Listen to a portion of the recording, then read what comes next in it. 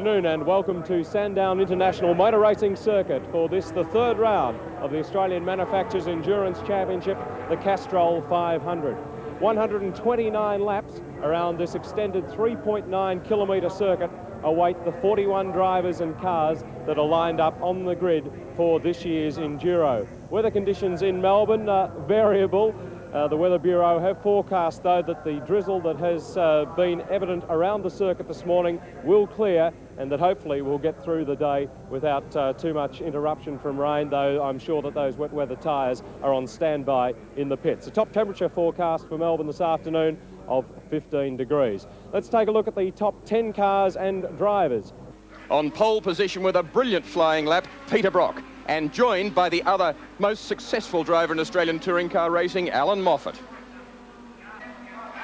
Also on the front row next to Brock, George Fury with some turbo power in the Nissan Skyline, teamed with young Glenn Seaton. In a happy, well-sorted team, brimful of quick driving talent, Gary Scott, third fastest time, supported by number 2 driver, Terry Shield. The hard-charging Alan Grice, after a feast of racing in Europe, is driving with car owner Graham Bailey in a Holden Commodore. 2 steady, heady drivers are the number 2 team for the Mobile Holden dealer team. If any cars run into trouble, they should be well positioned to take over, only 1.5 seconds slower than the lead team. Former motorcycle champion Graham Crosby, you think he'd been racing cars all his life, is teamed here with Wayne Wilkinson in the Bob Jane Commodore. Not very much off pole position, 1.7 seconds. The team that won this race last year, that leads the Endurance Championship in an ultra-reliable car on grid position 7. Queenslander Dick Johnson, down in grid position 8. He'd much prefer to be further up the grid. He's teamed with Greg Hansford, who's another ex-motorcycle champion. Not happy with his car is Peter McLeod, running most of yesterday on 7 cylinders, head change overnight, still not right, and teamed with young New Zealander Glenn Clark. This man in grid position 10 has done more miles than the caretaker. It's Murray Carter, driving the Nissan Skyline with Bill O'Brien. A number of drivers in this year's race have had a lot of overseas experience since 12 months ago and the Castrol of 1985. My co-commentators this afternoon, Will Hagan and Jim Murcott. Have the lessons in Europe been hard ones, and have they been learnt? They've been very hard ones for Holden Commodores. Brock thought he could win a race there and he hasn't. They've had problems both early in the Spa 24-hour race and also here in a 24-hour test. And I think, frankly, they're still not as reliable as they would like. By comparison, the BMWs are ultra-reliable, and what they've all learned is that you can't spare the car. You just have to drive it, and if it breaks, bad luck. Will that be the case with the BMWs, Jim Murcott? Can they afford to stay back and let the others get in front? Yes, I think the reliability factor is going to be ultra important. This track is really rough on cars, especially on transmissions, plus a bit of tricky weather. It's going to be fascinating, but I don't think Jim Richards can sit back too far and watch. What's going to be the situation as far as pit stops are concerned? How important is the one pit stop for the BMW team? Well, we've got the BMW team doing one and a couple of the other teams trying to do one, because I think the Brock team's trying to do one as well. It's really the compensation for the BMs being a little bit slower, but being able to pick up that time by staying out for longer. They did it last year, and they think they can still do it again this year. Well, the touring car champion, Robbie Francevic, decided to sit out the first 2 rounds of the endurance title to get prepared for this and Bathurst. He doesn't seem to be prepared. Well, he didn't decide to sit it out. The team manager, John Shepherd, did. And in fact, Robbie's very unhappy. The problem with the Volvo team is twofold. There's a lot of dissension within the team. Some drivers unhappy. Francevic feels he's been down-rated, and really they're not as prepared for this race as they would like to be, despite, as you say, missing the first 2 rounds. I don't see them as the main contenders here today, but I could be wrong. All right, I'll put the acid on both of you. Firstly, Jim, who's going to win it? Can I take 2? Richards or Fury? Yes, I think the Nissan Skylines are the team that are really quick, and they seem to have got the reliability into order. BMW is not quite as quick. We know they're reliable. Let's hope it's a good race between the 2 of them. I'm sure it'll be a good race all round. Well, they're about to start. Let's go down to the pits, and our man who will be reporting from there this afternoon, John Smales. Victory in the Castrol 500 will depend as much on the action of the pit crews as it does on the drivers on the track. This afternoon, some of the cars will try to take only 1 pit stop in the 500 kilometres. Amongst those, of course, are the BMWs. Also, some of the Holdens, including Graham Crosby's Holden, is going to try to get through with only 1 stop. Others of the crews will definitely take 2 stops, but either way, the pit stops will be critical.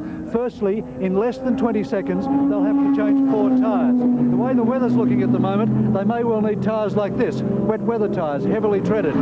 These, of course, are their slick racing tyres, which they'll be racing on in dry conditions, and down here, the intermediate tyres, which are a grooved slick tyre, which can be used when the track is damp and slippery. The Nissan crew, where I'm standing at the moment, have 4 studs on each wheel. They'll be using air jacks like this to pull the studs off, fling them aside red hot, and put new ones on. While that's going on, there'll be fuel going to the back of the vehicle. 40-litre churns like this, so heavy you need to be a front row forward to lift them when they're full, will be dumped in. 7 seconds it takes to get 40 litres of fuel, so 3 of these churns will go in just 21 seconds. For the pit crews, it's a fraught and trying time. Those 20 seconds of immense activity when the success of the team depends entirely on them. That's the way the pits will work this afternoon, and now, with just seconds to go, the drivers are getting ready for the start of the Castrol 500 1986. Pit straight with the field for the 1986 Castrol 500 gridding up for the start of the big race, and we said a few moments ago 41 starters. It already seems as though it's whittled down. You see the pits beside them. The Volvo dealer team will only be dealing with 1 car this afternoon. That's the John Bowe Alfredo Costanzo entry. Robbie Francevic and Graham McRae have withdrawn their car from the race. So Peter Brock, a bit of a weight off his mind as far as the Volvos, the unknown quantity, concerned. He's sitting on pole, and he's got the skyline of George Fury beside him. Dick Johnson in contact with his pits, and Jim Richards, the defending champion, on the other side of him, on the inside. But some frantic work in the pits going on. Will, and obviously not soon enough for the Francevic car. Well, the word I get from John Keefe from Cams is that Crosby is saving fuel and there's no problem with his car. Yes, we saw him circulating very slowly in the warm-up lap and the parade lap. Well, he may be playing it very smart. They're away. And it's a very even jump with the Nissans coming to the front. The Nissan heading Brock. Nissan's first and third. Brock sandwiched between them. And then in 4th place it's Grice. 5th place Harvey. And then the traffic standing very hard on the brakes very early as they make sure they get a line. The Volvo's picked up about 6 placings in the hands of John Bowe. With his Fury, Brock, Seaton, and then Harvey. Let's have a look for the Volvo further back. Jim Richards is a good way back in the BMW. Look at him. He's about 12th or 13th. 3, 6, 9, 12. He's about 15th. Up the back straight, this is Grice on the second of the Nissans. Gary Scott. And he's gone. The Nissan, Gary Scott. And under brakes. Gary Scott's gathered it up again. And the lead car, George Fury, look at him on Peter Brock, the race leader. 129 laps, 503 kilometres, Grice is 3rd. And Gary Scott somehow is still there and is 4th. Well, we lost a few pre-race, Jim Murcott. We seem to lose a few in the opening half lap as well. Well, what a remarkable piece of recovery there by Scott. It looked as if he'd collected the fence, collected a couple of other cars, but he's still in there fighting in his 4th position. I think we'll have an early pit stop for that car with some flat-spotted tyres, definitely. And John Harvey's 5th, and behind him is Dick Johnson, and then it's Crosby. See Scott's car looking the worse for wear. We've got 128 laps to go after this one's completed by race leader Peter Brock. And here goes Fury for the lead, and I have absolutely no doubt that he'll do it. I think he'll do it easily. So as he comes around to complete lap 1, Brock is very determined. And I think, on the other hand, that Fury is the one saying, well, if you want to do that, I'll force you into it. But I'm not going to overstretch my car. And dear oh me, the right front mudguard of Fury's car must have gone awfully close to losing paint there. He was tucked in on the left-hand side of Brock. Brock came across, took his line, and watching it all is Grice in 3rd. But Brock wants the lead. Fury wants it and is fast enough to have it, but he's refusing to stretch his car to do it. Brock, on the other hand, I think is prepared to do so.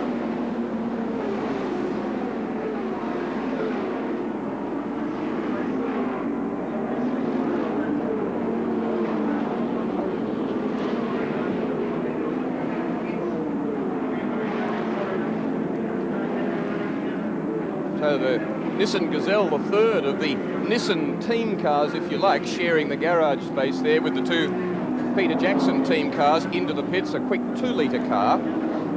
This again, the leading pair.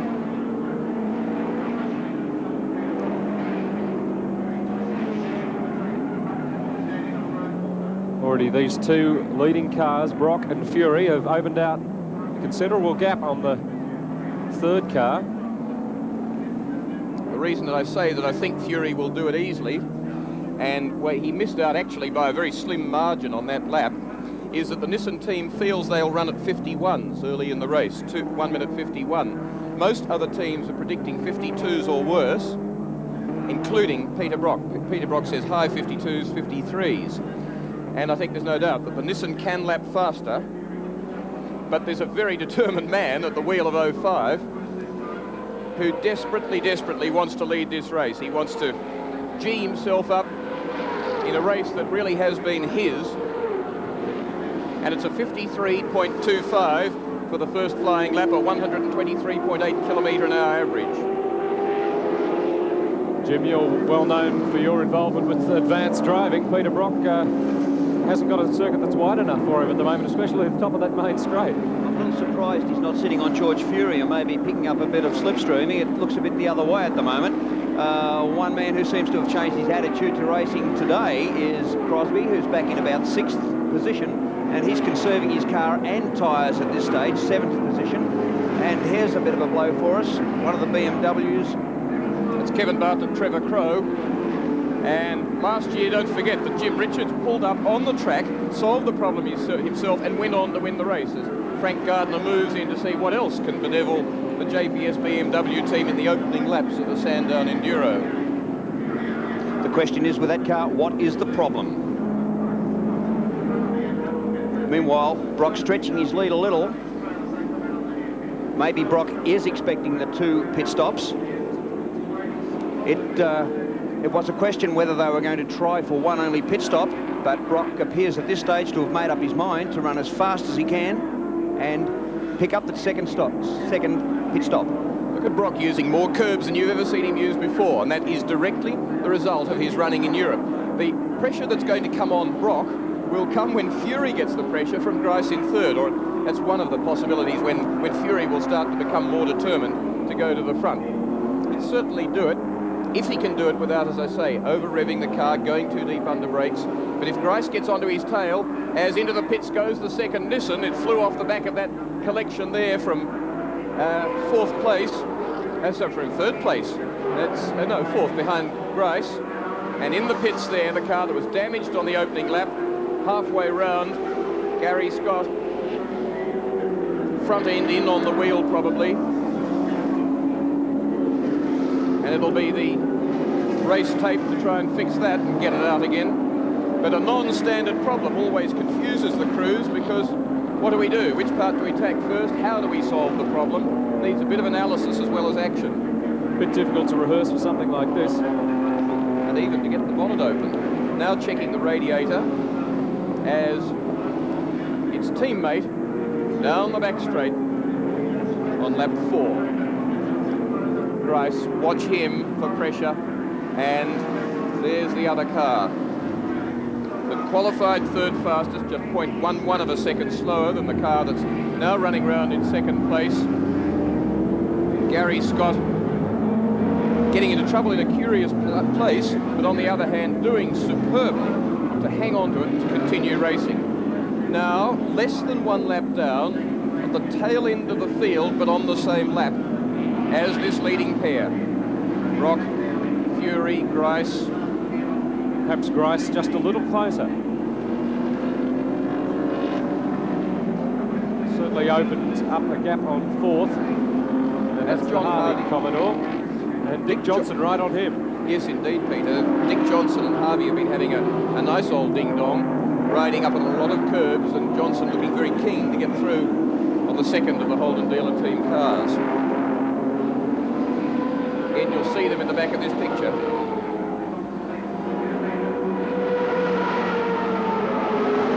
Down the straight, the Nissan further back than it ever was at the end of that first lap. So Brock showing his determination to stay out in front and probably using a few revs up towards 7,000 to do it. And here comes Grice. And again, that battle's on, back in 4th and 5th still.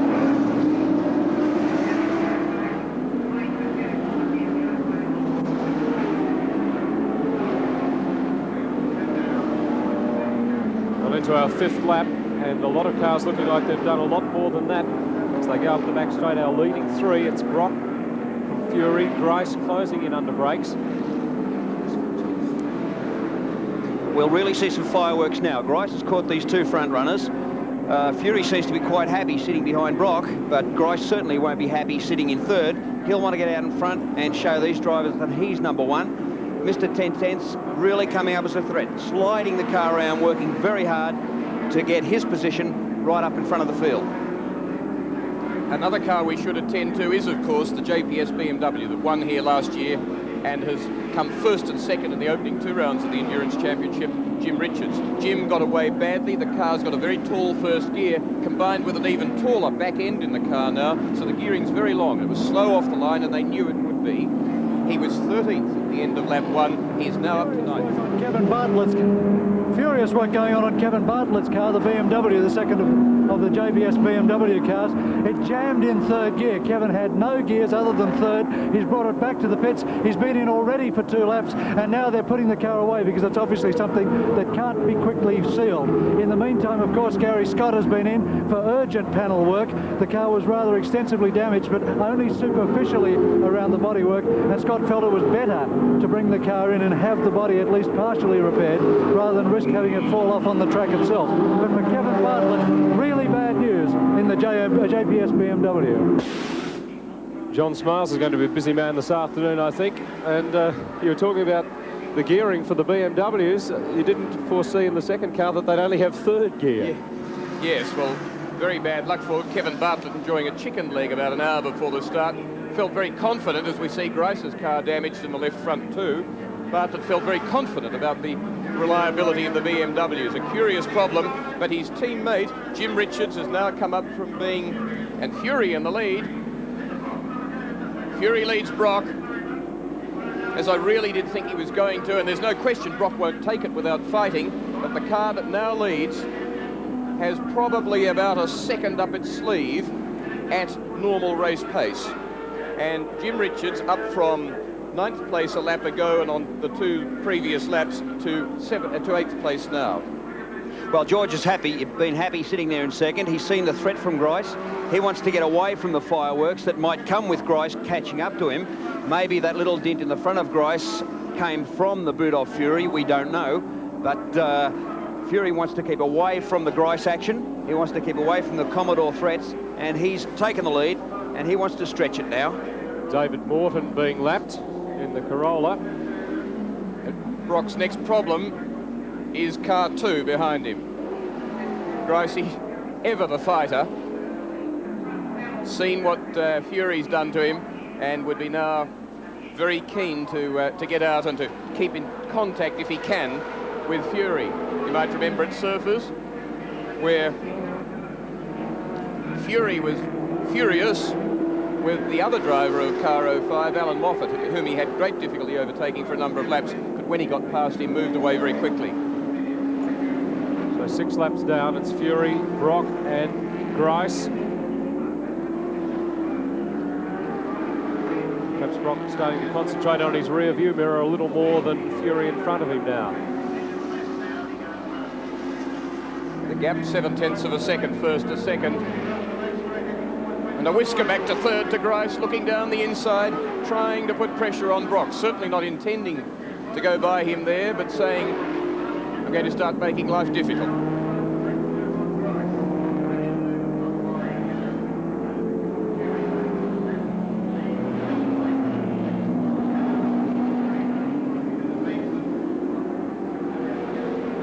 .6 of a second to Brock. Brock nifty through that section where the skyline appears to understeer, the front seeming to run out wide, with the driver needing more lock than he would like if the thing were pinpoint sharp. But 330 horsepower coming from the lead car that weighs just 1,035 kilos. Whoa! Whereas Brock, who was in a lot of trouble there on a lapped car, weighs 1,325 kilos. Wave the flag, says Brock to the flag marshals. Wave the flag and get this Gemini out of my way and let me race. That was his arm out the window. The Gemini certainly didn't want to know about it, and nice big slide from Brock.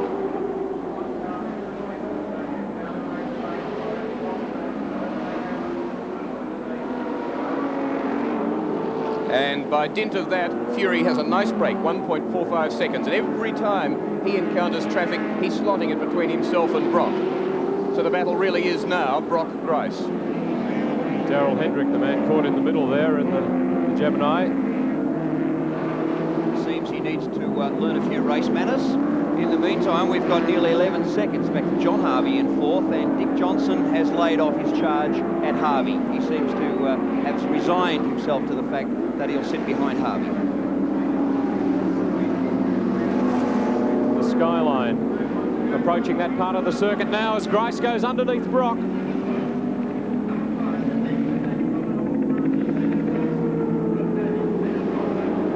And working the tyres very hard early is Alan Grice. And in the meantime, down towards the tail end of the field, George Fury's Peter Jackson teammate, Gary Scott, who dropped back with his pit stop to 31st place, is now up to 23rd place. So he's made a lot of progress, and there's a lot of time left, obviously, in which to improve.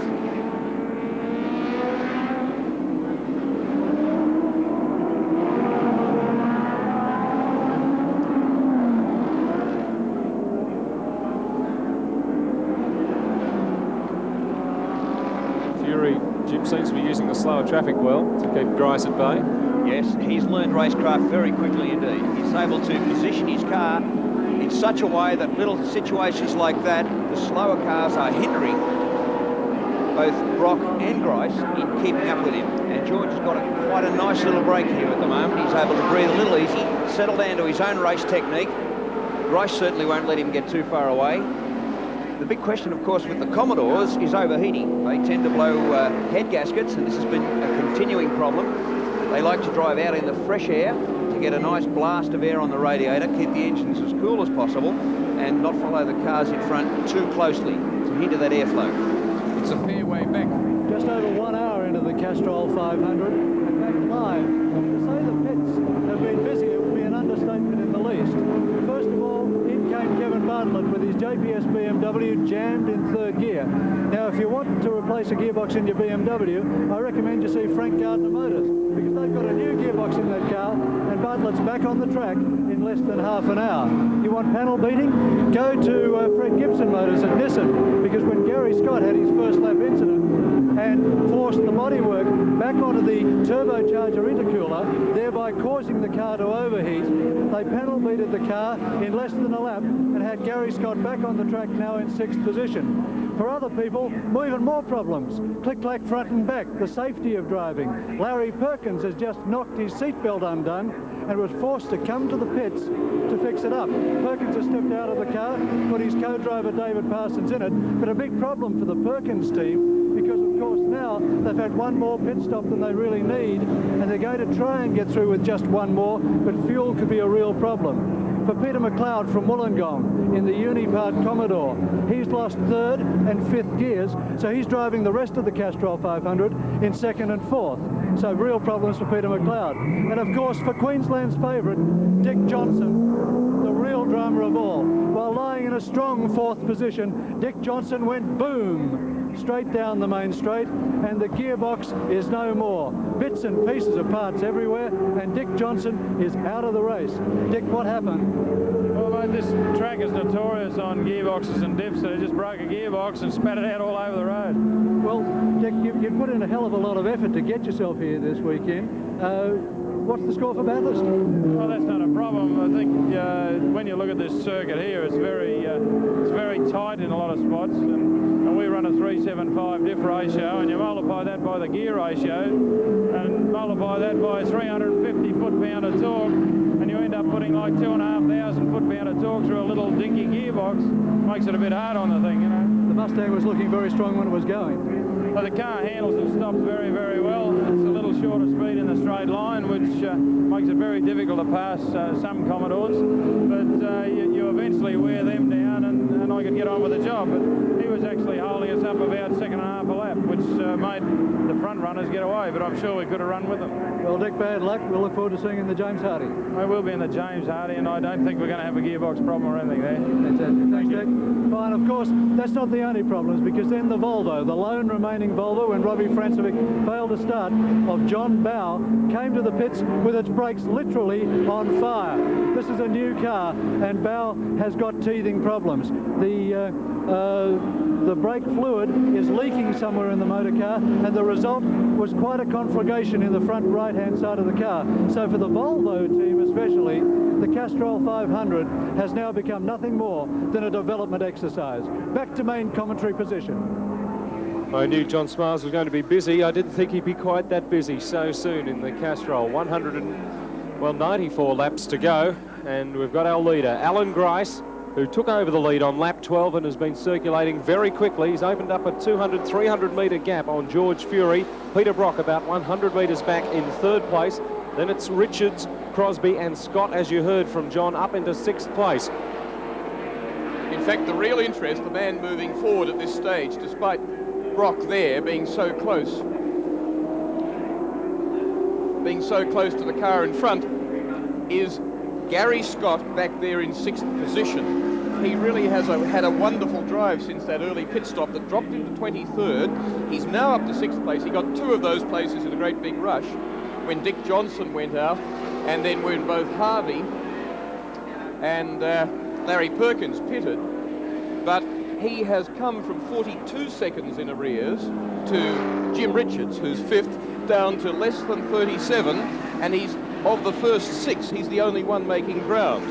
The other interest is that in third place, Jim Richards is 43.2 seconds in arrears, fourth place at least, and he is in fact losing ground. But of course we've got to take into account with Richards the BMW that won here last year, that he will have one less pit stop, and he can afford up to something like a minute, and is fairly certain, I would think, that he could circulate faster than Grice, for instance, who's putting a lot of strain on his car, has to work it hard because of his extra pit stop. Richards is going back to first gear on 3 different positions on the course, which is very, very hard on the car, as you heard Dick Johnson explain.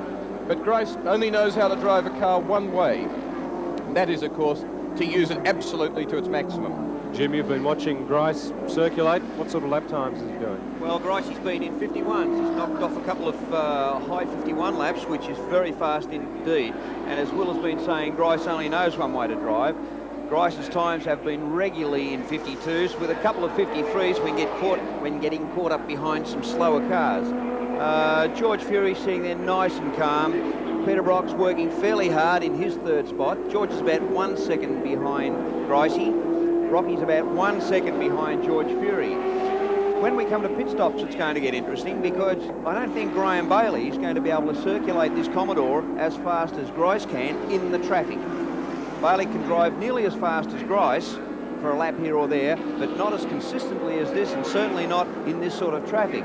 Now, our second position, with George sitting back there watching what Grice is doing, when we put Glenn Seaton into George's seat, Glenn Seaton will be able to drive this car almost as fast as George, if not even a whisker faster, if he has to turn the wicker. So when it comes to pit stops and driver changes, it'll get really interesting.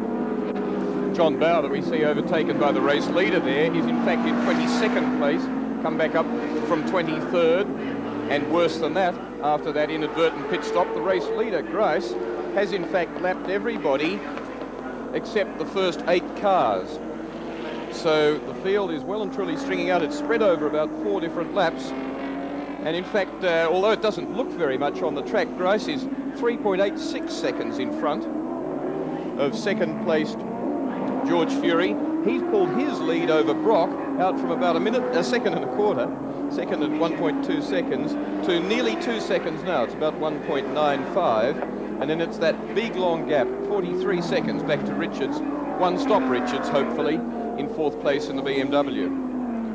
Well, you see the result of a first lap coming together with Scott, we presume, for Alan Grice. You see that left headlight when it's shining on the road only about a metre in front of the car, so he's given it a decent knock on the left front. We may pick up Scott and see that he's in much worse shape as far as the bodywork is concerned. So we're back to second Fury, third Brock, the bottom of the main straight. So that gap's about 1.95 seconds. This lead about 4, very nearly. John Bowe now spurred on a little bit by seeing the race leader go by and trying to hang on to him, and I don't see any reason he shouldn't be able to go on doing that. The car's got a lot of punch. The only thing is that John would be conscious of trying to get a result for the Volvo team this weekend.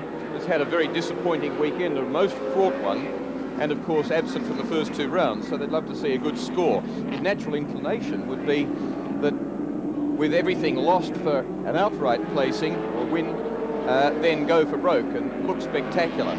Try and be in front of the race leader, unlap yourself, do record laps and so on. But I think John Bowe really does want a performance and a score on the board.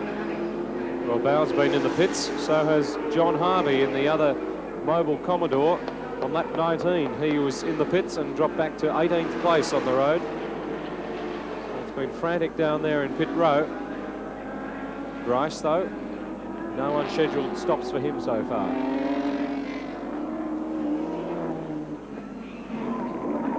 Grice, as I mentioned at the start of the program, just back in Australia. In fact, stepped off the plane on Wednesday, straight out here to practice after competing at Silverstone. How did he go over there, Will? Well, Alan Grice has been spectacular in all his runs in Europe, in qualifying and early in the race, as he's been here.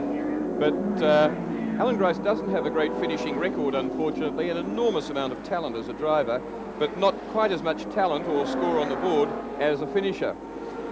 Very conscious, I think, in the head of the driver in second-placed car at the moment, George Fury, is that he's looking after his car, as we see him now braking at the end of the main straight. He's looking after the car, and he has a co-driver going into it in Glenn Seaton, just 21 years old, who is every bit as quick on most laps as George will be. And isn't he working his car hard? Peter Brock is getting close to him. It's not 2 seconds now as Brock starts to rein him in. Brock, of course, has got Alan Moffat to go into his car, and that's a formidable combination too. So Grice's problem is twofold. Against both these 2 cars close behind him, also Jim Richards in 4th. Richards has a very quick co-driver in young Tony Longhurst. And of course that one less stop, presuming that plan goes the way they want it to. So the race leader in the first 4, probably the one most disadvantaged in the position he's in at the moment. And so why would George Fury want to go those few hundred extra revs, a little bit deeper under brakes, work the tyres a little bit harder, just for the glory of running 3 seconds closer to Grice, and perhaps, of course, damaging the car too? Fury, of course, plenty of off-road experience. Jim, they seem to be using that, any of the ex-rally drivers at the end of the main straight. This Castrol 500 showing perhaps areas on the circuit that when the new circuit was built, they didn't think they'd need to put bitumen down on. For some reason, at this meeting, the line the drivers are using onto the main straight is very wide as they leave that bottom corner, and they're just running through the edge of the road. We're kicking up lots of mud now. Certainly won't cause a problem to the drivers. There's no gravel down there to pick up a bit for your tyre. One interesting point at this stage, Jim Richards is down to about 58 seconds behind the leader. Now, if he maintains this pace and the front runners maintain their pace, they will be able to easily fit in 1 extra fuel stop without any trouble and still finish in front of Richards.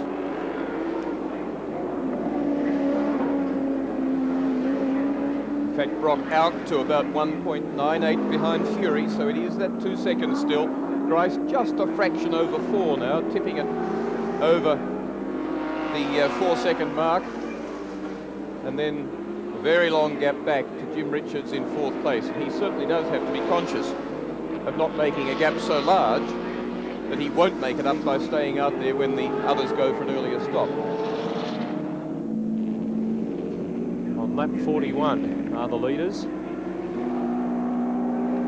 Just the front 3, Brock being the back of those cars on the 41st lap of this 129 lap race, 503 kilometres. Those 3 kilometres, you never know, may be crucial if, as was said at the start of the race, they may try and milk just the one stop out of their cars, other teams besides the BMWs.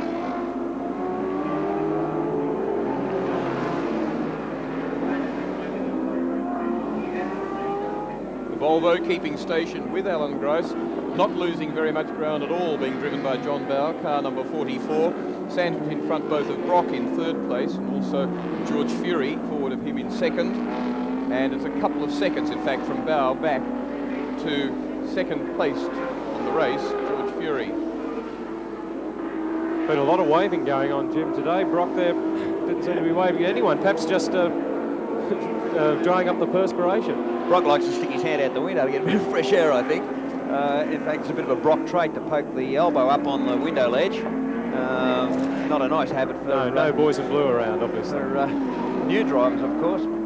But for Brock, he puts his elbow up when he pokes his fingers out and drags in a little bit of air across the palm of his hand into the car, which helps keep his gloves a little drier, keeps his hands a little drier, and pulls a little bit of fresh air into the car for himself to breathe, because there really is a lot of work to do. These drivers are really hot with all their woolen underwear and their fireproof suits on. The body temperature really gets up high, and certainly the full-face helmets do not help that situation either.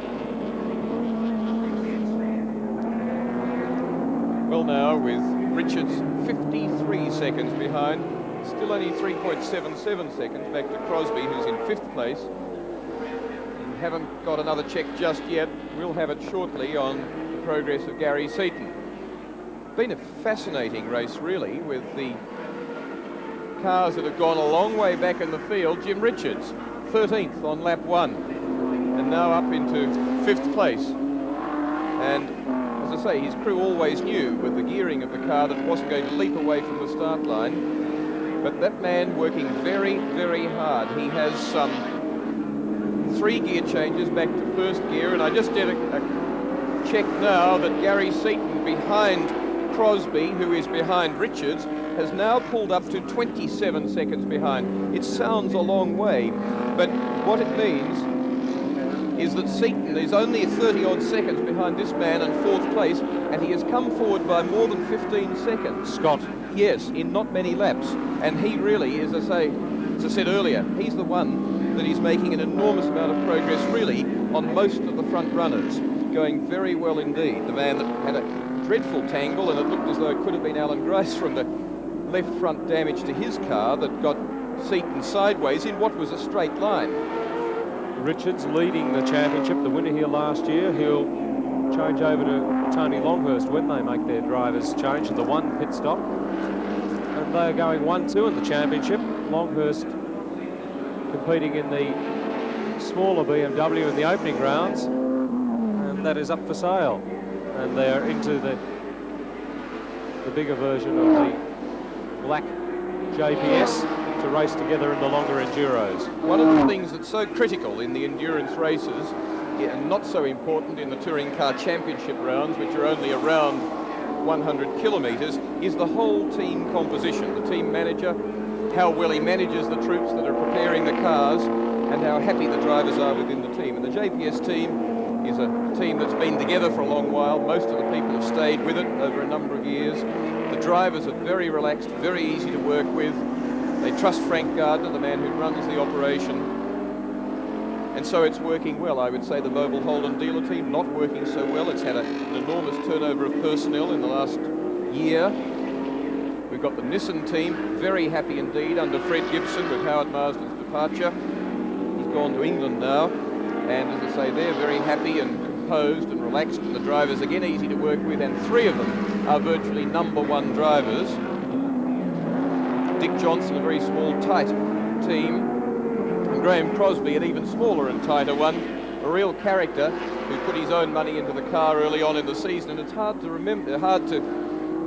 remind oneself that at the beginning of this year at Amaroo Park, an unknown in 4-wheel racing, Graham Crosby, desperate to put some signs on the Commodore that he'd just bought, was a real rookie, and now he is one of the front runners. And it has the backing of Bob Jane. Those famous orange colours back out again. He's got well-deserved backing, and really the gigantic talent of the guy on 2 wheels has translated over into 4 wheels into touring cars, so that in less than 12 months of racing, as I say, he's become a genuine and accepted member of the front rank of touring car drivers.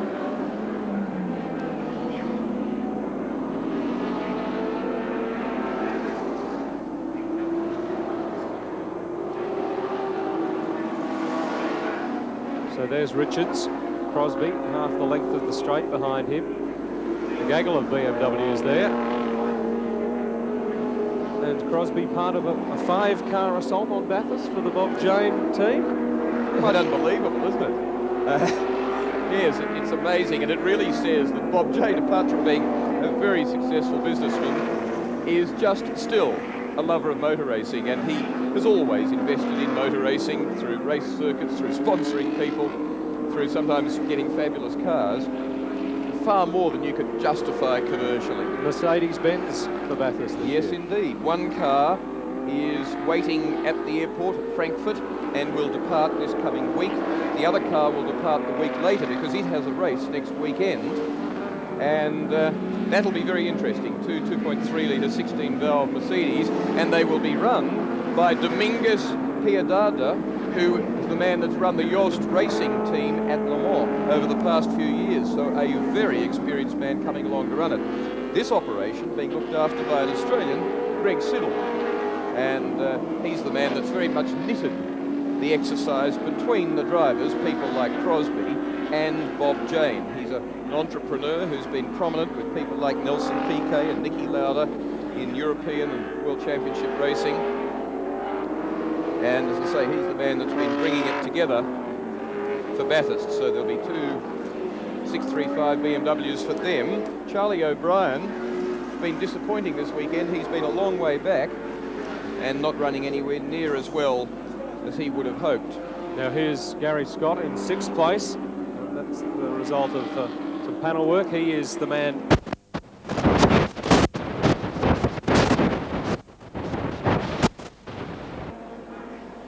Plenty of signs out from the respective pit crews. And there's Scott in the 2nd of the Nissan Skylines. Fury, #1 driver in the team, in 2nd place.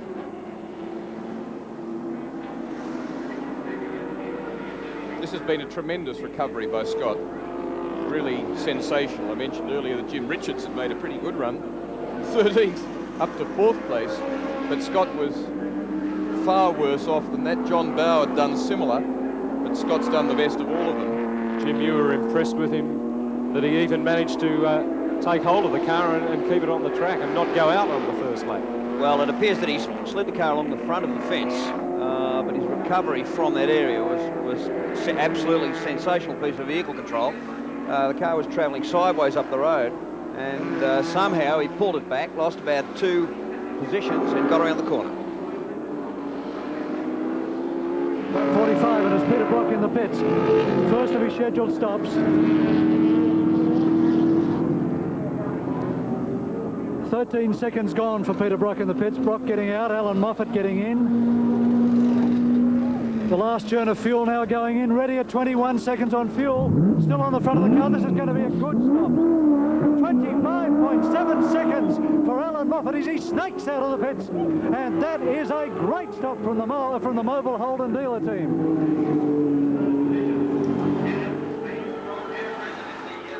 So Moffat, thumbs in the air.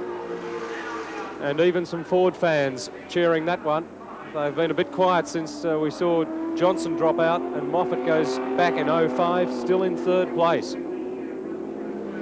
Down in the pits prior to the race, and there's a bit of money changing hands down there. There's a sweep on as to who will do the fastest pit stop today. The Holden dealer team getting in early there. Well, somebody set the standard already. That one's going to be tough to break. Well, indeed. In fact, Richards is 1 minute now behind second-placed Grice, second-placed Fury at least. And sandwiched in between them after that pit stop is Alan Moffat. Peter Brock, superb pit stop. How's the car going? Oh, beautifully, yeah. I was just explaining, like, my radio's not working quite correctly, so I was explaining to the boys what the message I was trying to get through to them, and the message, if they wish to give to Alan, which was, sit on that pace, there's nothing silly is happening. If I went much harder, I felt that that's a bit too fast for 129 laps. A few of the cars are trying to get through, a few of the Commodores are trying to get through with only one stop. Do you think it's the right tactic? No, I think that pit stop we just did then, we used 103 litres out of 120. 17 litres left. We're a long way from halfway. They must be running 6-cylinder Commodores, I think. Peter Brock, thank you. Thank you. Well, there's 8 there and all running smoothly. Just judging by the way Peter Brock was talking there, didn't seem to be too concerned with how the motor was handling, well, holding up. There's been some question marks on, well, head gaskets of the Commodore, especially over in Europe. Yes, well, Peter Brock is right, of course. That worked sensationally well for them. And Alan Moffat was rightly jubilant as he came off or onto the track and down in front of the grandstand, taking time out for the usually very intense Alan Moffat to concentrate, to wave to the people on the stand and say, "Cop that," held onto our placing. But the problem Brock was explaining to me was not head gasket, but head castings. And there's about 70 heads been done to absolutely factory tolerance by GMH, bedevilled at the moment by yet another strike that seems to be trying to make life even harder for GMH and their export intentions. And those heads will probably solve that problem for all the Commodore runners, but nobody yet has them because they only arrived on Friday. Back with leader Alan Grice. Wonder how long it will be before we see him come in. Perhaps the board that was held out to him at the top of the straight there had the answer.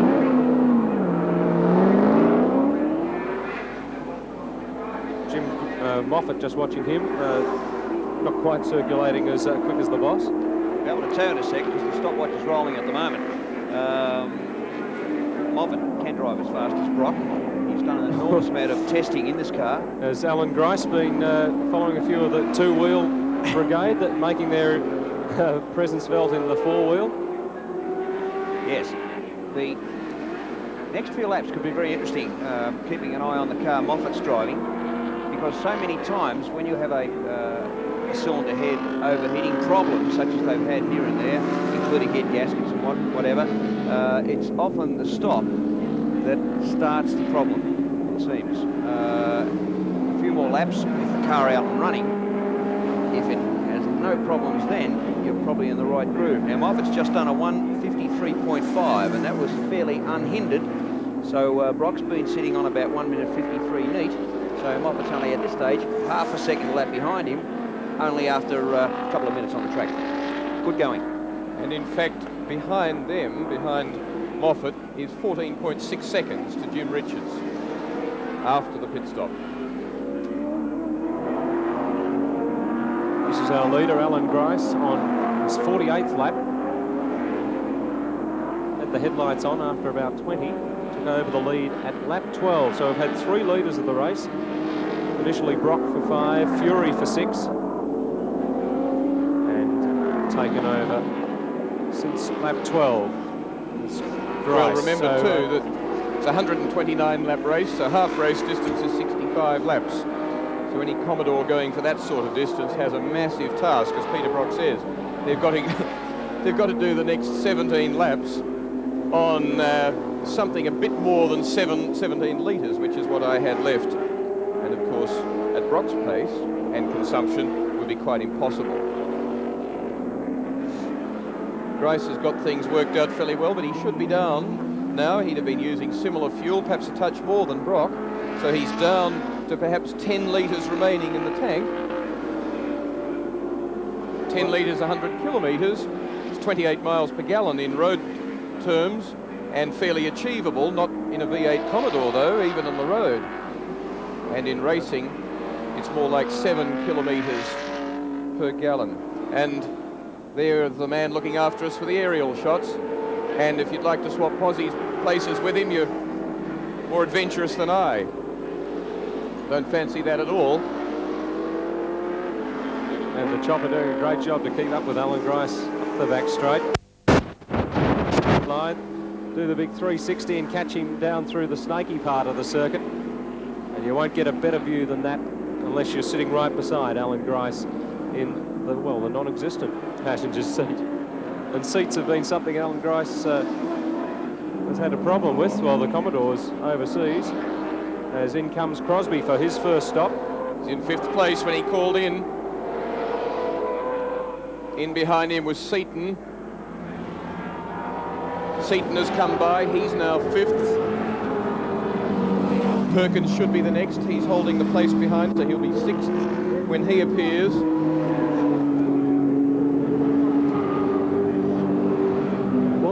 Best laid plans of mice and men. Graham Crosby was absolutely adamant he was going to get this Commodore to lap 65, half distance of the race, but he's in quite a long time, in fact, before Alan Grice is even thinking of coming into the pits. And this is a long stop. Remember, Peter Brock did his in 25 seconds.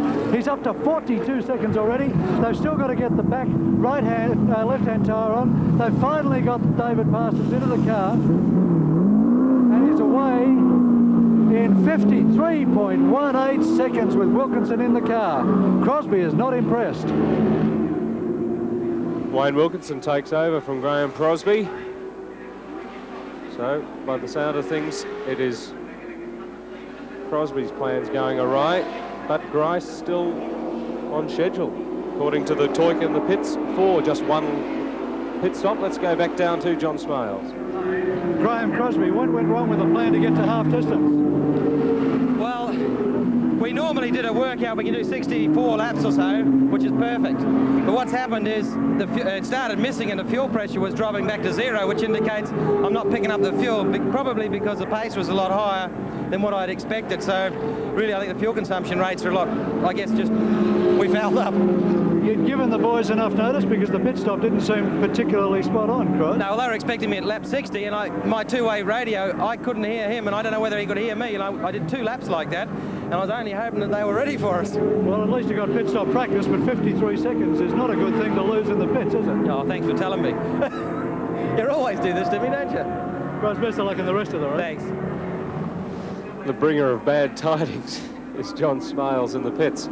Now, Crosby's car has only reached that far. Any second now, Grice must be stopping. Oh. There he is.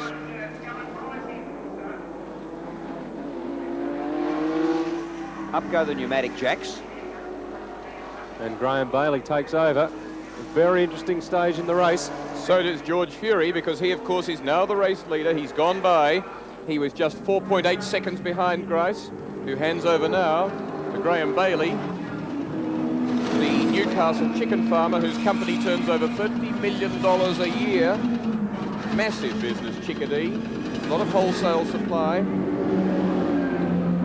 So it is now Fury leading. Still Grice is second. It's 45.63 seconds behind Grice, or behind Fury, to Alan Moffat after his pit stop in second place. And that right-hand front won't come off by the look of it. 50 seconds gone on the Graham Bailey Alan Grice stop already. 53 seconds. This is worse than Crosby's. They can't get the front right-hand tyre wheel on the car. Les Small, the race manager, working on the wheel himself, and it just won't lock on. More than a minute gone now. Grice has walked away in disgust. Small just can't get that wheel to lock on, the front right-hand wheel. Bailey in frustration inside the motor car.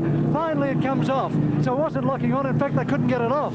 Now the new tyre goes on. The crew a little bit disoriented, move in with the central locking nut. This is the problem with these central locking nuts.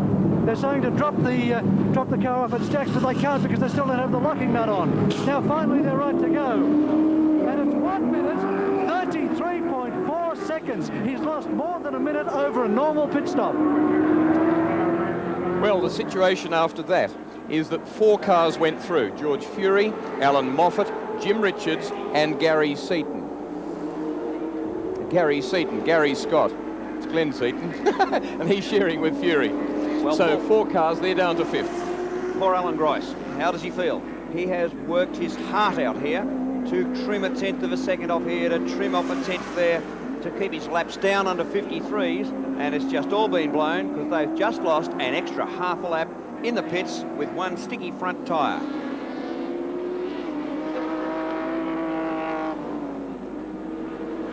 We saw some of the other teams going with the 5 standard nuts on the wheel, and there it is. It's been talked about a lot, the central locking nut being a problem, and a perfect example. Holden dealer team say this is not a great advantage. We don't want to know about it. It was BMW really that led that rush in Australia. They had them standard in their race cars in Europe, and they fairly happily stuck with the system for here.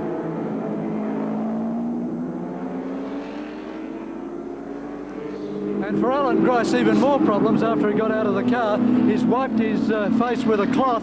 What was on it, Alan? I think one of the mechanics must have bobbed up a bit of petrol with it. And it's gone straight into your eyes?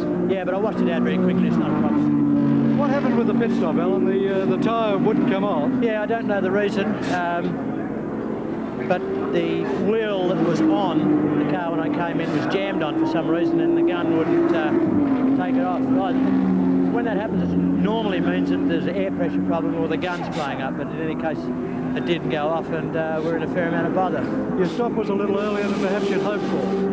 No, we honestly said that we didn't have a plan to come in. We hadn't had enough time with insufficient testing here to know how far we'd go on petrol. The reason I did come in without any warning was that I got one cough as I came underneath the bridge, so I came straight in. I didn't want to risk another lap.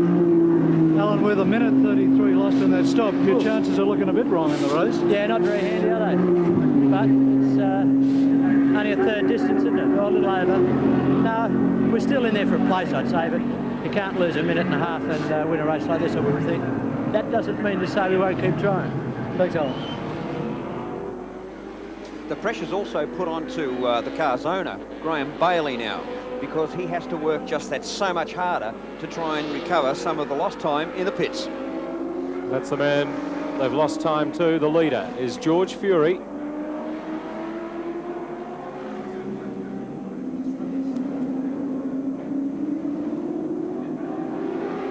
And there's Bailey back in 5th place now after the Chickadee Roadways Commodore went into the pits leading the race.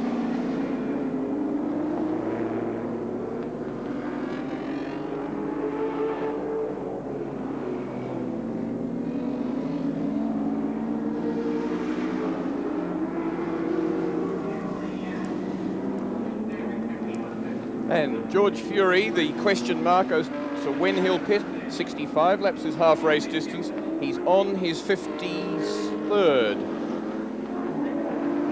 That's the race situation, and in fact Moffat was just taking his car past the Graham Crosby car, now with Wilkinson driving, and that's in 6th place. So the lead is not very many cars unlapped in this race. And last year's winner, Richards, into 3rd place.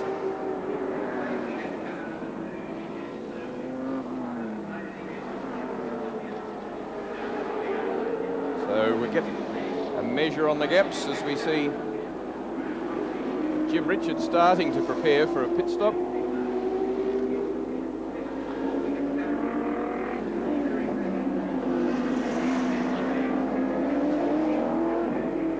BMW pit crew already very experienced, and the man standing there in the yellow overalls will drive as fast as anybody on this racetrack. Drive in the car last year probably made the win. It's Tony Longhurst waiting.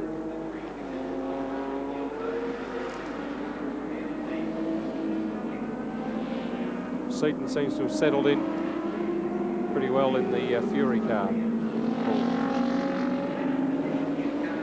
Or will when the time comes. That's what they're hoping.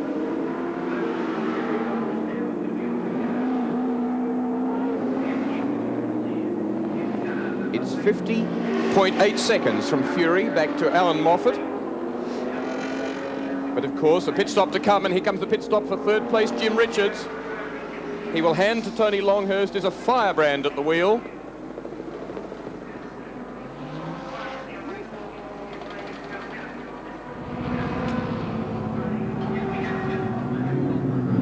What a disaster for the JPS BMW team. They're in way long before their half-distance calculation. Frank Gardner, the team manager, says they've got a tyre problem which has forced them in. I've seen the back tyres come off and don't see a problem with either of those.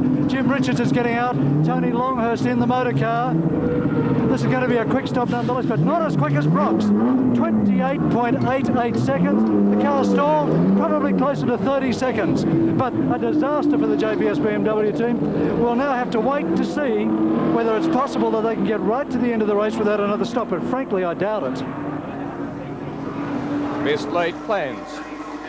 41.02 seconds. 41 seconds from Moffat in second place to Gary Scott, now third. And yes, car number 2, the Graham Bailey car, went past also, so that the BMW was 5th when it came back out of the pits.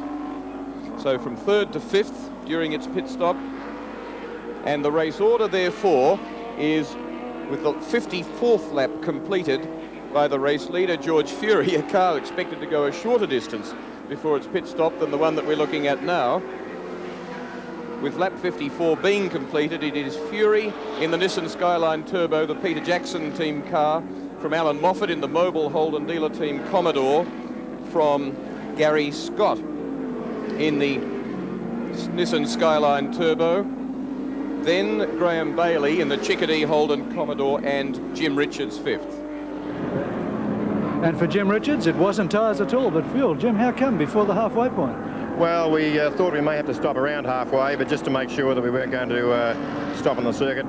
It had a bit of a fuel surge, so we thought we'd come in a bit early. Well, you told me yesterday that you don't get power without having to give something away. No, that's what's happened. Last year we went just a fraction over halfway and only finished with about enough fuel for 4 laps, so we're going a bit faster this year, so obviously it's taking its toll. So the calculations show that you must now take another pit stop? No, not necessarily. Meaning, what will you do? You'll wait till Tony gets surged? No, what we'll do is we'll measure what we put in it, and if we find that we had more fuel in it than we thought we had, then we'll keep going to the end, as simple as that. Well, that puts the cat amongst the pigeons for the other people. Well, that's what I think everyone will be doing. It's not the precise art that perhaps it's made out to be, managing a crew and fuel consumptions. It really seems to be in the lap of the gods. Fuel consumption's the most variable, as we see there, George Fury's co-driver waiting for battle. Glenn Seat is just 21 years old, and some people wondered why he wasn't given his own car with the 2 fastest drivers, Fury and Gary Scott, in the lead car. But Fred Gibson's statement is, well, we don't want that sort of pressure on Seaton. He's as quick as the others, so he'll do well in the number 2 car. Perhaps even better than he would if he were running his own car as the lead driver for it. But Longhurst is another one of the fast young men in Australian motor racing who've come to prominence in the last few years. Brad Jones driving a Mitsubishi. Starion Turbo is another. And they are really quick and challenging the established hierarchy of Peter Brock and Moffat and Bond and others like that.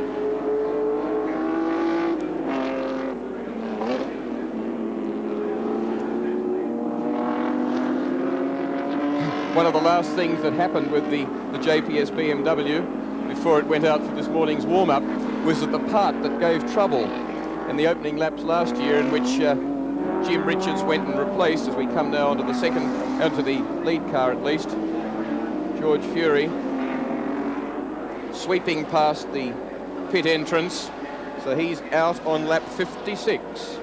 It's done 55. But yes, the last thing that was tucked into the door pocket of the BMW was the part, the little electrical relay that gave trouble last year, in which Jim Richards replaced himself out on the circuit.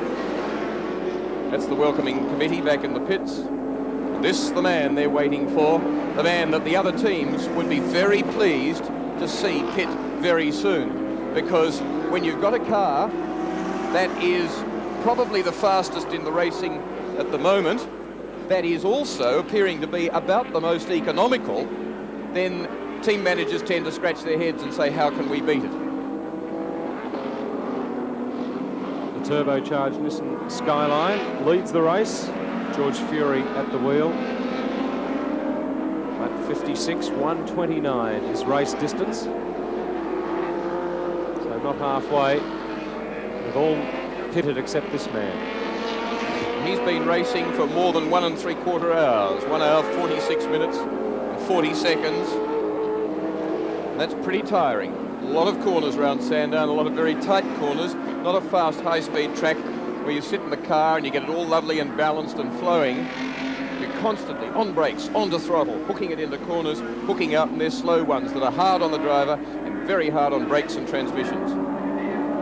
Behind Fury, meanwhile, Moffat's driving after Brock jumped out. Moffat's been circulating in 1 minute 54.5 for a couple of laps, checked by a stopwatch, which is about 1 to 1.5 seconds a lap slower than Brock was driving.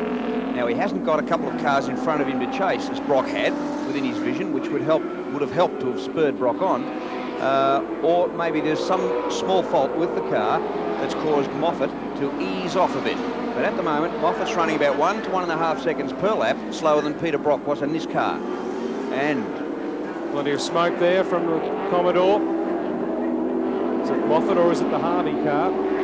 And in fact, it's Fury coming up to lap Graham Bailey. And Moffat in trouble. that was the car running at slower laps. Maybe was it the pit stop that caused the problem? Oh, left front flat. So 52 seconds was the gap between Fury to Moffat. And with Fury about to come in for a pit stop, it would have been expected that Moffat could have really closed the gap, but now he'll have to go in himself. So, the JPS BMW in early, now the Mobile Holden dealer team Commodore going in early too. An extra pit stop potentially, certainly a lot of time wasted on this lap. It's happened with 9/10 of the lap still to be covered.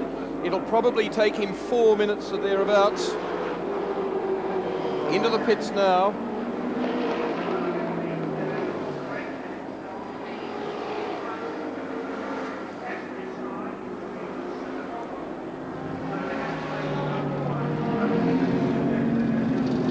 Once again, a good pit stop, a good job done, thwarted and frustrated by a little mistake or a little problem. Okay.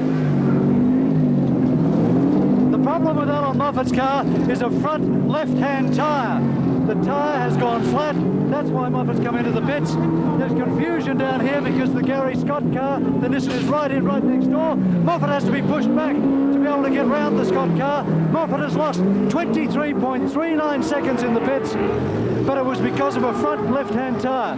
Now, the Scott car is in. Terry Shield, the relief driver, is in the motor car. This is the damaged car around the front area.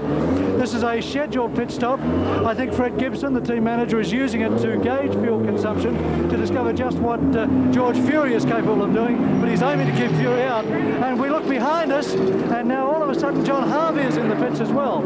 Harvey getting out of the car, Neil Lowe getting in. Boy, oh boy, the pit people down here are busier than one-legged frogs in a snake pit. This is some action. Harvey's stop is a scheduled stop. That is scheduled given that he's already been in once already because the front sway bar on the left-hand side fell off early in the race. Neil Lowe, the team engineer, now being strapped into the motor vehicle. Harvey ready to pull back.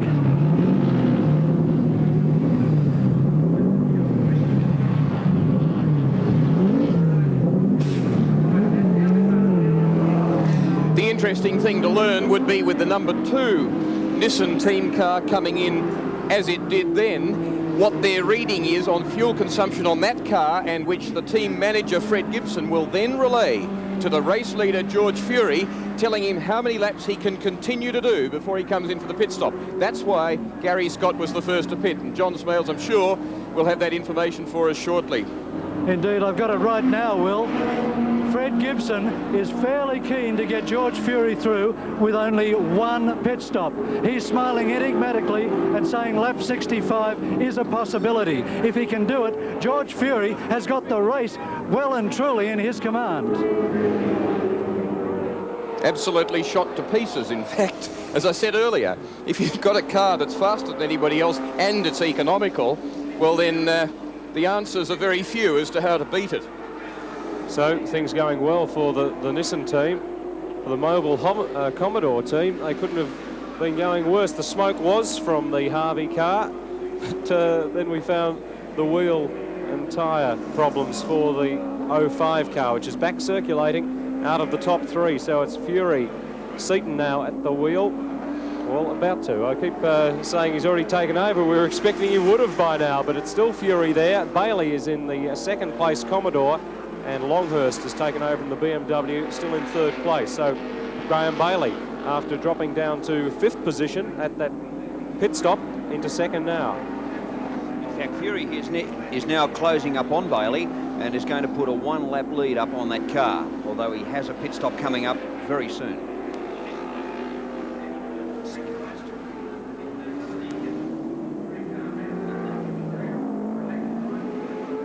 Well, this has been a great effort, not just by George Fury, but by the whole Peter Jackson Nissan team.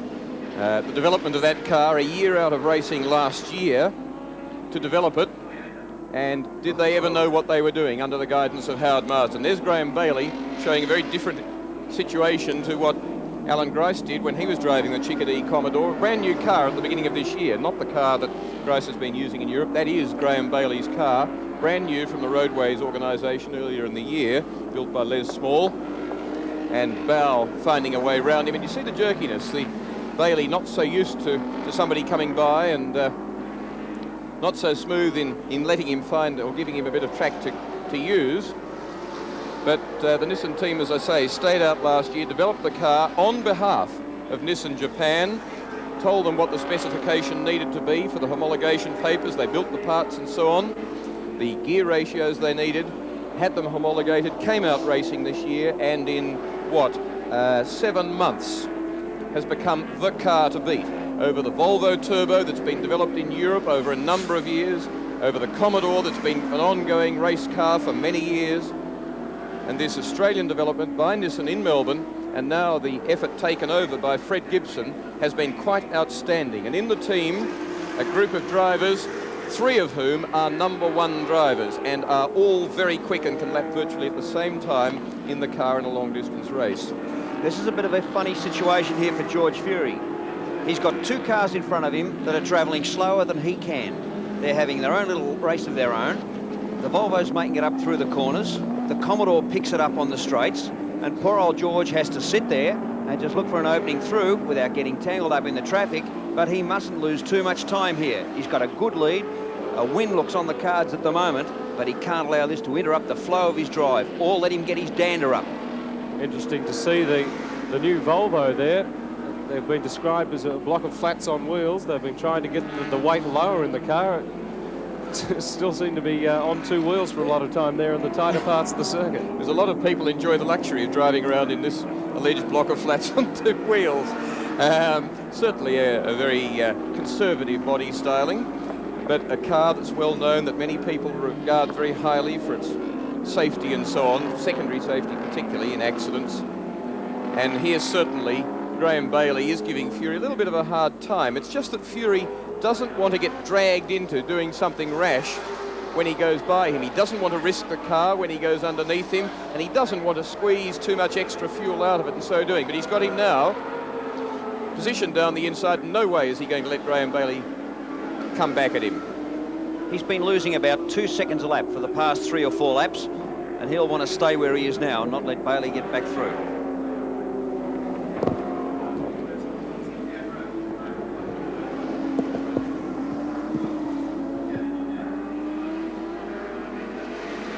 The Volvo having a devil of a time there, caught up behind some smaller cars, not sure which way to go.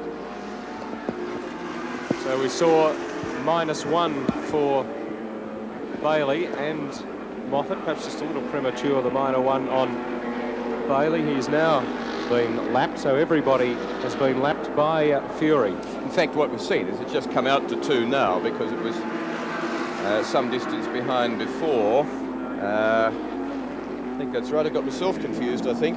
But I think you're right, Peter. In fact, yes. 1 lap down, and it is Bailey second, driving the Alan Grice, well, his own car, but the car that Alan Grice slotted into that high placing earlier in the race. Then it's Moffat, at Jim Richards, Gary Scott, Graham Crosby, Larry Perkins. That's on lap 60. The Peter McLeod Commodore circulating. They were having problems, so they'd be pleased to be out there on the circuit, and it's a pretty fast car.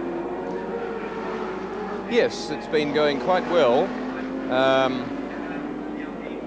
But you see here the difference.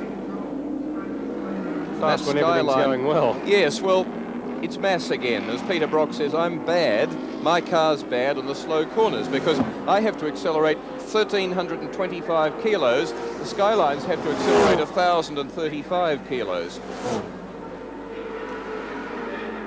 And 62 laps have been completed by Fury. He has 3 remaining to get to half distance. And George, back with a fairly free run in the traffic again, away from the Bailey Commodore, is running back in the 53s. So he's picked up 2 seconds a lap now that he's cleared away from Bailey. And you can see Bailey falling back away from behind George's car as much as he'd love to hang on to keep his times up. Moffat certainly closing in on Bailey too for that second place. So as the leader gets away a little, the dice could be for the position currently held by Bailey in that Commodore. Moffat should just about be past McLeod, he is, and tucked in behind Graham Bailey. Picked up a huge amount on brakes. Bailey seems to be a little bit tentative on brakes at the end of both straights, and Moffat picked up probably 3 or 4 car lengths at the end of the back straight there on Graham Bailey. So this is the dice for second and third. 1 lap behind the leading car, but with a pit stop to come for it. Moffat, Bailey, as you can see, about as quick as Moffat through the slow stuff, and that's typical of a less experienced driver. They can be quick on the slow stuff, where a good driver is quick is on the really fast-flowing corners, something in a car like this, I suppose, above about 160, 180 kilometres an hour, and that's when the not so experienced drivers, yes, they grit their teeth a little bit and their palms get a bit sweaty. But the people like the Brocks and the Moffats and the Richards and co just love it as into the pits, just short of the half distance at the end of lap 63. Goes the race leader, George Fury, in the Peter Jackson Nissan Skyline Turbo. Lap 63, and George Fury is into the pits, ready to hand over, and in fact already doing so to his young teammate Glenn Seaton. This has got to be a perfect stop for the Nissan team. Fred Gibson, the team manager, is delighted that the car has got to 63 with reserve, he says, which means that he believes this is the only stop the car will take in this event. The team was practicing its pit stops all morning and it's been perfect. 26.66 seconds, unfussed, relaxed, and Glenn Seaton has now gone out with the weight of the world on his shoulders to keep the Nissan team in the lead in this long distance Castrol 500. In fact, all that's happened there is that the 3 cars behind it have come up onto the same lap, but it has retained its lead. The race lead is still the George Fury car. Now Glenn Seaton from in car number 2, Bailey from Moffat, from Richards and from Gary Scott. George Fury, congratulations. What a great race the Nissan's putting up. Yeah, it's a good little car, isn't it? The car's performing very well. Grassy's been going well, but I think our car with the 1 stop is going to last out well. Glenn's a good driver. He'll do the same times as I will. So all in all, I think if the car holds together, we're looking very well. Did you feel the fuel surge in the car, or were you pulled in? No, I was a bit surprised that Freddie pulled us in as early as he did. So I thought we'd do another 3 or 4 laps, but he's quite confident that Glenn will be able to go the rest of the distance. Are you equally as confident? Sure. George, any problems with the motor car at all? Not at all, no. I've just been looking after brakes and things, and the tyres I think are brilliant. I haven't looked at them yet, but the tyres haven't gone off at all. So all in all, it's only the traffic to cope with, and just like Burke Street, isn't it? George Fury likes understatements. A very smiling Fred Gibson there in the background, a very happy Nissan team. It's certainly not like downtown Malmo, where George has his sheep farm, and you certainly don't get much traffic there. But very right about the traffic. It really, on a tight circuit, has been very difficult for them. Though we have seen a lot of cars in the pits, there's still a lot circulating. They've been in and gone back out. We haven't seen all that many retirements. No, well, they've been racing just over an hour and a minute, 2 hours and 1 minute, and it has settled down. We had lots of unexplained things or unexpected things in the opening laps, but most of that has settled, and several of the wounded or those who are called in early, like John Harvey, are back out again and running. And as you say, since then, not a great deal of mechanical problem. Here's Al Moffat. He's 1 minute 14 seconds in the Brock car. Behind Fury out, Seaton in. One lap in arrears. In front of Graham Bailey now. So the race continues for second spot. Moffat holding it from Bailey.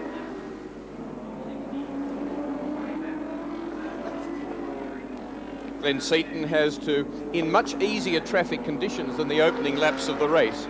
There's more spread out, there's not the same furious dicing, and where George Fury did 64 laps, he now has to, and 1 lap down. In fact, they would have unlapped themselves, wouldn't they, while Seaton was taking over in the car. So the first 3, in fact 4, on the same lap. As we're in the pits again, and this is the Volvo dealer team. The changeover, as out goes John Bowe, and Alfredo Costanzo takes over. Alfredo Costanzo has done 3 laps in that motor car around Sandown. That's his total practice time. And he said that included the lap out from the pits and the lap slowing down to come into the pits. And his words when he got out of the car were, in his very strong Italian accent, "I'm very confused." Graham McRae's only done 8 laps in the car that he was to share with Robbie Francinick, as we look now at the situation 2nd and 3rd. Alan Moffat quite enjoying the drive this year, being looked after within Brock's Mobile Holden dealer team, and Graham Bailey closing on him under brakes there in the Chickadee car that he's sharing here in at Bathurst with Alan Grice. The Peter Williamson Toyota there in front of the 2 Commodores. Yes, 275 horsepower. They got out of racing for a little while. Peter Williamson said, "We're going nowhere. We've got to sort the car out," and so on. The chopper doing a great job, and I might say very 4 strapped cars under in that duel. Well, 4 vehicles anyway. Very strapped under some circumstances to stay with the cars down on the ground. Can't do it up the back straight. But a lovely perspective from the air. You get all of the relative placings, and a beautiful hover that we had from it. Absolutely perfect when it covered that pit stop for us just a little while ago. It's interesting to see here that Graham Bailey's been able to latch onto Moffat and stick with him. A little bit of a spur on does wonders sometimes, and Moffat can't really shake him off. Well, in fact, I think Bailey's being smart enough to tag in and to find the lines and the braking points and to be very sensible about it. We're still running in 1 minute 54s, in fact 1:54.7 there for Moffat, whereas Brock was running about 1:53. So again, we've got about 1.5 seconds slower from Moffat than Brock. The Jim Keogh BMW. It's out on the curb to allow those 3 through. And in the sand trap, Michael Quinn, John Faulkner Corolla. Not going too far without some assistance. Don't worry about pushing, chaps. You will never move that. You will absolutely never. And the more you try, the further it goes. And that was the leader in the 2-litre class. About 195 horsepower now out of that little Toyota engine, twin cam 1600. At this stage, you would probably prefer to have about 24-inch ground clearance, tall tyres and knobbly tall wheels and knobbly tyres. Out comes the old tube, the bag. Try and go back on, get a bit of traction. The next movement is to wrap this around the brakes and the axle, and then you really multiply the problem. Yes. No, John Faulkner has got no chance of getting that car out of that situation with what he's got there. Can't you do something? The frustration of the driver is very obvious. Again, he can see the seconds ticking away, and the lead that this little car has built up in its class, in the 2-litre class, the hard work all the people put into it, is just going straight down the tube. Murray Carter's Nissan Skyline, the privately built car, built before the Nissan team debuted their car. Carter seems to be circulating. And he's 11th when he came into the pits. Murray did so well yesterday to get this car in the top 10. He's been more of an endurance driver these days rather than a sprinter, enjoying his racing immeasurably. Certainly the oldest driver in the field. Bill O'Brien reaching over there. Bill O'Brien in the red helmet, reaching into Murray. It appears that Bill started in this car. I rather suspect Murray Carter has his dinners sitting in a motor car. He sort of, it's part of his life really, to be sitting in a car, strapped in, and staring out through a windscreen. I don't know what he'd do. I don't think he knows what he'd do if he stopped racing.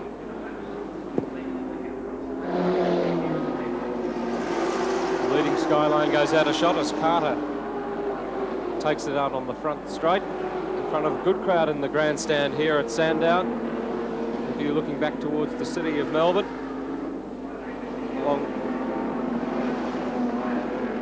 around the old pit area and then up the back straight. The reservoir there, we haven't seen any cars going in there, thank heavens, for a few years. No. So what Gawain Bailey tried to park a large Ford Galaxy in there on one occasion. But this is our race leader. He's completed 67. He's on his 68th. And it's young Glenn Seaton, the son of Bo Seaton, who won Bathurst in 1965 and who went so well in go-cars. 1 minute 15 his advantage after the pit stop, and he is a quick young driver indeed. And Bo Seaton very much involved in the team, helping in the engine development. Seem to have sorted out any turbo problem that might have been there from the Amaroo meeting that perhaps had put question marks on the reliability of the Nissan Skyline. The good part about this sort of a situation is that you get so much advice, and of course it's guaranteed that every second piece of advice will be totally contrary to the one you just previously had. The driver usually helps by something like saying, well, if you blokes had just lifted a foot off the ground and we'll put some bricks under it, you know. Everybody gets totally illogical and frustrated, and they're not far from success. They're there. Well done, 6 people plus the driver. They lifted it sideways, and well, quite an achievement, because we've certainly seen cars into sand traps that have never moved again before the tow trucks arrived as the days got dark. It certainly shows that the sand traps work. There's not much margin of error there before they get to the fence. It's not a big sand trap, or it's more like a gravel trap, isn't it? But it certainly held up for 2 or 3 minutes. The John Faulkner Corolla.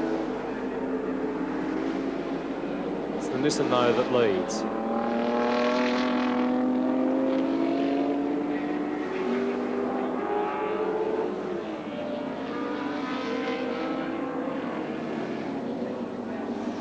It'll be interesting later in the day to see Alan Grice when he gets back into car number 2. That's now been deposed to 3rd place by Alan Moffat, who's up into 2nd. And I reckon we could see some fireworks from Alan Grice at that stage, perhaps even more so than the fireworks. And here we are. Nice bit of scientific work being done on the Giddings Nissan Gazelle. Gazelle. That was a case of don't use force, get a bigger hammer. They had absolutely the biggest hammer within 10 kilometres of the racetrack. The Gazelle came together with the Mustang of Laurie Nelson earlier, but I don't think it was that position of the car. That's a new one. The initial damage on corner 1 was on the front when he bumped Laurie Nelson from behind, dented the front, dented the back of Laurie's Mustang. That was a fresh one. It looks as if he's brushed the fence somewhere, causing a new problem. That's not the leader, don't have any heart attacks. That is the other Nissan Skyline. Gary Scott Terry Shield car, which had problems on lap 1. No problems for Fury and Seaton, though, who lead the race. And there they go. In fact, the situation behind them, behind Bailey in car number 2, is that Gary Scott in car number 15 is in 4th place.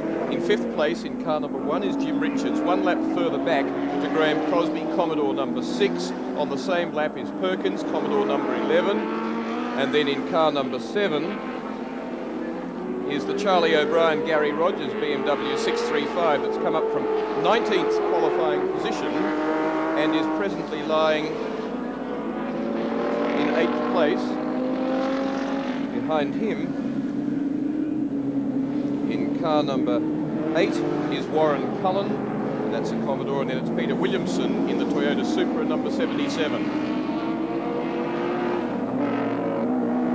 Charlie O'Brien BMW has been a real disappointment this weekend. The car's been not much more than dusted off and pulled out of storage, although it did quite amount of showroom displays, but they've rebuilt the car, haven't really upped the specifications to any degree, and put the car in. Really disappointed because it was about 5 or 6 seconds per lap down off the pace yesterday in official practice. Team manager Greg Siddle really disappointed. Thought they'd found a problem overnight by changing the engine computer, but it doesn't seem that the new engine computer has done very much to up the horsepower of the car whatsoever. The interest too in the Nissan team is whether Gary Scott and his co-driver presently in the car, Terry Shield, can do anything about Graham Bailey, the car immediately in front. Because Bailey, whom we've seen overtaken by Moffat, but then glue himself to Moffat's tail, he's only 1.2 seconds behind him. He's just 16.5 seconds in front of the second car in the Peter Jackson team, the Skyline Turbos. He is in 4th place, followed by Richards, Crosby and Perkins. Jim Keogh, just a flash of his burgundy BMW in front of Scott, but a long way down, not featuring in the top 10. In fact, was pushed into the garage in the early stages of the race for some sort of mechanical repair. Des Wall, the co-driver in the car at the moment.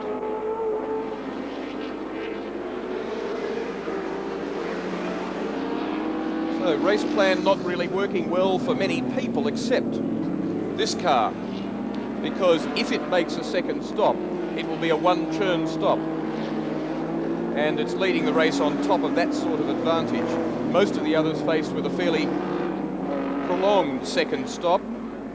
The BMW of Jim Richards probably not so long, but most of the others with tyres and a fair load of fuel to go in, so they will be fairly lengthy stops. So what everybody's trying to work out at the moment is how do we catch this one? You can see on the right front corner of this car, near the windscreen, a black pipe which directs cool air in for the driver to ease the strain of the enormous effort being put in by young Glenn here. Get some cool air in there to help cool him down and make his job just a little easier.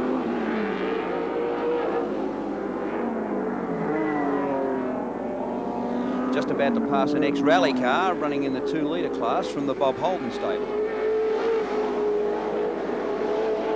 Keith McClellan and Brian Nightingale. And that Toyota, number 14. Looking almost stock standard, not too much advertising on it. Glenn's running around in this Skyline now at 1 minute 53.1, so it's a very credible time, approximately the same as lead driver George Fury. Seems to be doing it fairly easily. The car is not slipping or sliding. He's not putting a lot of strain on the car that shouldn't be put onto it, and doing it pretty well. The car looks pretty good at this stage. Certainly does. A little bit bouncy, I would have thought, at the front end. It seems to bobble up and down a bit, suggesting fairly stiff springs. Down into smaller classes. Michael Quinn and John Ford.